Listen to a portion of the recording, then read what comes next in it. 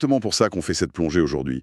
Souvent, la science-fiction, on s'est dit que c'est des grands affrontements, des armées, des intelligences artificielles géantes. Les trucs à grande échelle, quoi. Voilà. Mais le vrai impact d'une dystopie, c'est quand ça détruit les gens à huis clos. Et aujourd'hui, on a une source audio fascinante à décortiquer. Ça s'appelle Intercession Néolutes, Lana et Néoen 1.mp3. C'est un enregistrement de jeu de rôle narratif, c'est ça, hein? Exactement. Ça se passe dans un univers cyberpunk impitoyable qui s'appelle Néolutes.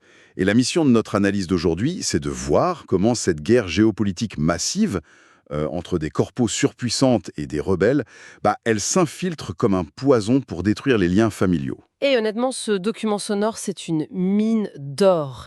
Sous l'action pure, on a une critique sociale d'une précision folle. Les personnages naviguent entre la loyauté viscérale pour leur famille et des dilemmes moraux insolubles. Parce que la pureté morale, c'est un luxe qu'on n'a pas quand on a faim, non. Exactement. Dans Néolutes, la survie prime sur les grands principes. Et l'enregistrement ne perd pas de temps, ça démarre in medias res dans une rame de métro aérien. On est avec deux amis, Lana et Néoben. La tension est déjà énorme parce qu'elles viennent de passer un checkpoint de la brigade, la police locale.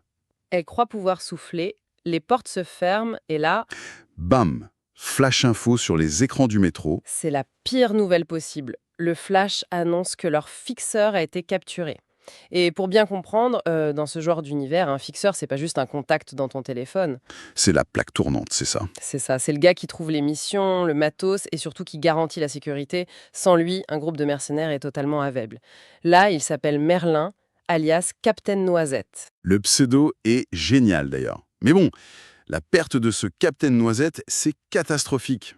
Sauf que, elles ont même pas le temps de pleurer parce qu'il y a une urgence physique immédiate pour Néoen. Ouais, elle est au bord de l'effondrement. Elle souffre d'un manque critique, d'une drogue de synthèse hyper répandue, la sainte DOP. Et ça, c'est pas juste pour l'ambiance, c'est le vrai moteur de tout ce qui va suivre. Totalement. Son corps lâche, quoi. Sueur froide, tremblement. Le besoin de trouver un substitut médical dicte chaque seconde à partir de là. Le danger, c'est plus les flics dehors, c'est la chimie de son propre cerveau. C'est terrifiant. Et c'est là que le destin décide de frapper vraiment au pire moment. Le téléphone de Lana sonne. Et c'est pas n'importe qui au bout du fil, c'est Jacques. Son ancien patron des archives, non? Ouais, de chez Gémocorp. Et Gémocorp, pour ceux qui nous écoutent, c'est le sommet absolu de la chaîne alimentaire à Néolutes. Jacques lui propose une mission technique de dingue. Un truc one-shot pour la cérémonie de sacre d'un certain Louis Goldman. Et ça implique de manipuler un NFT de Spite, c'est bien ça? Exactement. Et je crois qu'il faut qu'on s'arrête là-dessus 2 secondes. Ah ben, c'est le symbole ultime de l'absurdité du système. Un NFT ici, c'est pas juste une image numérique, c'est une clé d'accès exclusive, un artefact de statut social réservé à l'élite intouchable. C'est le capitalisme dématérialisé dans toute sa splendeur. L'ironie est mordante. C'est comme si genre tu recevais un pass VIP pour entrer dans le coffre-fort de ton pire ennemi. Au moment précis où ton ami meurt sur la banquette du métro. C'est ça, le décalage entre cette offre prestigieuse et la misère poisseuse du métro, c'est juste absurde. Surtout que Gémocor, c'est l'oppresseur absolu pour Néoen, qui fait partie d'une faction rebelle, la Commune. Mais Lana accepte quand même la mission, sûrement pour choper des données pour la rébellion plus tard. Ouais, sauf que ce futur lointain, ça résout pas le problème de la drogue tout de suite. Donc elles sont obligées de chercher un refuge. Elles vont dans le quartier universitaire, à l'appartement familial de Lana, pour trouver Thiago, son grand frère. Et là, la transition sonore est brutale. Le quartier extérieur, c'est flippant. C'est quadrillé par la Brigade et par Pax Africa, une milice privée. C'est du béton, c'est froid, l'individu n'est rien. Mais au moment où la clé tourne dans la porte, on bascule dans un chaos organique total. L'appart est vivant, bruyant, limite étouffant. Le contraste est super bien rendu dans l'audio. Carrément, on entend des jumeaux, Antonio et Rosalia, qui courent partout. Et le truc qui glace le sang, c'est à quoi ils jouent. Ils se jouent à la brigade contre les communards. Eh ben ça en dit long. La guerre civile, c'est plus un truc lointain à la télé, c'est devenu le jeu de récré des enfants. La violence de Néolutes a complètement colonisé leur imaginaire. Ouais, c'est hyper lourd.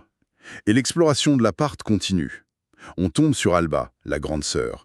Les traits tirés, super agressive, et elle mange, alors attends, c'est des croquettes saveur chocolat pistache. Le détail ridicule qui tue. Mais oui, ça contraste tellement avec son état. Elle ressemble à un zombie, parce qu'elle est rongée par la drogue, elle aussi. Ensuite, t'as Tullio, l'ado vissé devant ses jeux avec son pote Noah. Et enfin, Sophia, 14 ans, qui saute dans les bras de Lana. Et ce que dit Sophia est crucial. Elle se plaint que Tiago, le grand frère, se comporte comme un père depuis que leur mère est morte, il y a 6 ans. C'est classique, mais avec la pression de cette ville, cet appart, c'est un sous-marin en apnée. Au moindre choc, la coque explose. Tiago a sacrifié sa vie pour faire le mur porteur de cette famille. Exact. Donc imagine la scène quand Lana débarque, après une longue absence, et qu'elle ramène une rebelle en état de manque dans ce sanctuaire. L'étincelle juste à côté du baril de poudre, quoi. On y arrive. La confrontation centrale. Ça se passe dans l'ancien bureau de la mère décédée. Ambiance bien lourde. Lana demande à Tiago un substitut médical pour Néoen. Et Tiago, il travaille pour Traumateam, une immense corpo médicale. Donc techniquement, il a les moyens de trouver ça. Mais sa réponse? Tain. C'est un nom massif, d'une violence incroyable. Parce que la drogue a déjà détruit cette famille.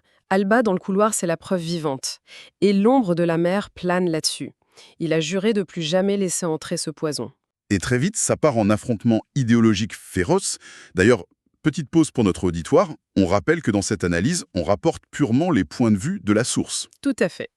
On ne prend aucun parti entre la commune et les corporations. On observe juste comment la propagande et la survie s'affrontent. Exactement. Mais donc, Tiago découvre que Néoen est dans la commune, il la traite direct de terroriste, de poseuse de bombes, et Néoen, même à moitié morte, elle rétorque que les corpos comme Gémocorp tuent des milliers de gens en toute légalité pour le profit. Personne n'a le monopole de la morale dans cette pièce. Ouais, mais attends, c'est là que ça devient vraiment intéressant. Parce que Tiago, il se donne des airs de vertu, de mec de l'ordre, mais sa posture, elle tient pas la route. Son incohérence est énorme, ouais. Il condamne les méthodes illégales de la rébellion, alors qu'il avoue s'épuiser à faire un sale boulot pour Traumateam, une corpo carrément impliquée dans la mort de sa propre mère. C'est le cœur tragique de Tiago. Cette dissonance cognitive est hyper douloureuse.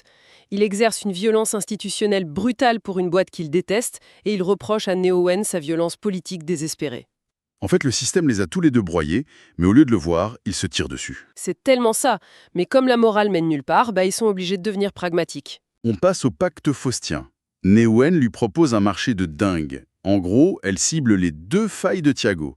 D'abord, elle promet de faire fuir toute la famille hors de la ville, grâce à un contact nomade.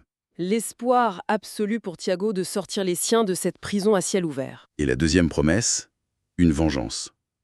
Tiago a des preuves pour faire tomber Traumateam pour la mort de sa mère, mais il peut rien en faire. Néoen lui offre le réseau pirate de la commune pour tout balancer. Et face à ça, sauver sa famille et venger sa mère, Tiago craque. Il accepte. Mais le plan qu'il propose, c'est digne d'un film d'action. Ah ouais, le mec, de bureaucrate, y passe à cerveau criminel. Il dit qu'il doit accompagner un convoi médical blindé et il propose que Lana et Néoen simulent une attaque à main armée sur ce convoi. L'idée, c'est qu'elles volent les médocs pour le sevrage et ensuite, Elles font carrément exploser le camion.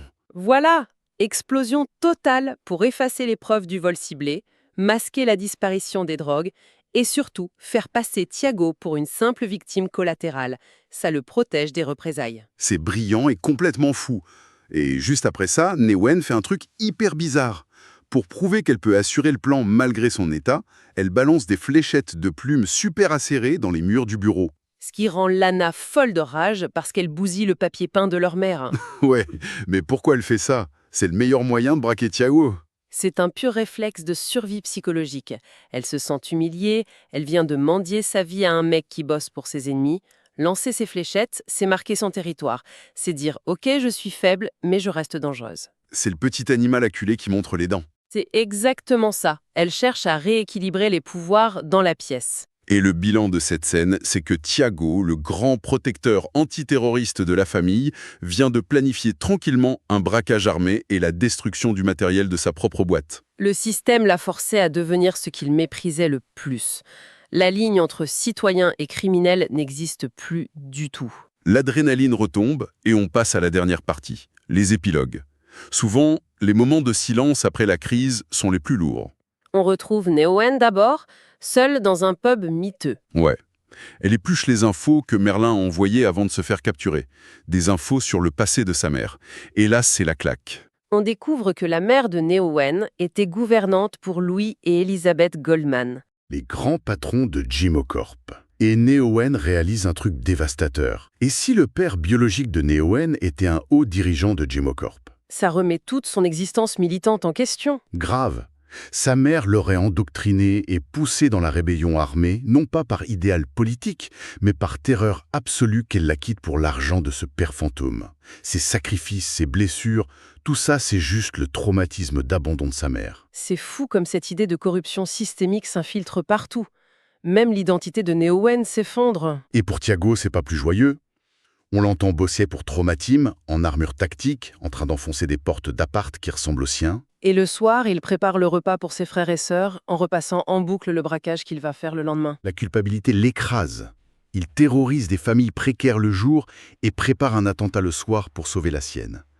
C'est le couloir de la mort mentale. Ce qui amène à la scène finale qui est magnifique parce qu'il n'y a aucun dialogue. Ah oui, la nuit dans l'appart. Lana est terrifiée par tout ce mensonge. Elle se glisse dans le lit Thiago comme quand elle était petite. Et Thiago, il dort pas. Il sent sa présence, il se tait, et une fois qu'elle dort, il tire juste la couverture sur elle pour l'aborder. C'est hyper poignant.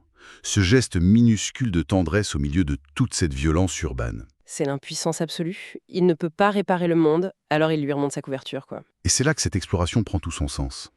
Souvent dans la SF, les PNJ, les personnages non joueurs, les gardes en armure qu'on élimine dans les jeux vidéo, Les figurants de l'action, voilà, on n'y pense pas. Mais là, l'audio nous hurle que derrière chaque casque de la Traumatim ou de la brigade, il y a un Thiago, un humain brisé par un drame intime qui essaye de faire tenir son petit monde debout. ces destins croisés montrent vraiment que la guerre géopolitique, c'est juste la toile de fond. Le système capitaliste extrême de Néolutès, il survit pas par la force militaire, il survit en exploitant les failles intimes des gens. C'est le vrai carburant de la machine. Cette plongée nous prouve qu'on n'a pas besoin de vaisseaux spatiaux pour faire de la grande SF. Avec de la drogue de synthèse et du terrorisme urbain, on raconte une histoire universelle sur l'amour fraternel et le poids des secrets. Une belle illustration que la géopolitique, elle finit toujours par écraser l'individu. Absolument. Mais on va pas se quitter sans une dernière réflexion pour ceux qui nous écoutent. Il y a un détail qui reste en suspens, comme une fausse note. Le plan de fuite, tu veux dire? Exactement. Thiago et Neoen partagent tous les deux cette illusion de la frontière. Ils croient dur comme fer que faire appel à un nomade pour sortir physiquement de Néolutès, ça va tout régler. Le fameux mythe de la table rase. Espérer qu'un nouveau code postal va guérir ton âme. Mais on est en droit de se demander, est-ce qu'on peut vraiment fuir une dystopie juste en changeant de coordonnées GPS? Si ton identité s'est forgée dans la terreur de l'abandon, si ta famille a été tordue par la trahison, est-ce que fuir la ville, ça suffit? Ou est-ce qu'on emporte les chaînes du système et ses propres démons dans ses valises, peu importe où on va? C'est une question vertigineuse. Et je pense que ça mérite d'être médité bien après la fin de notre écoute.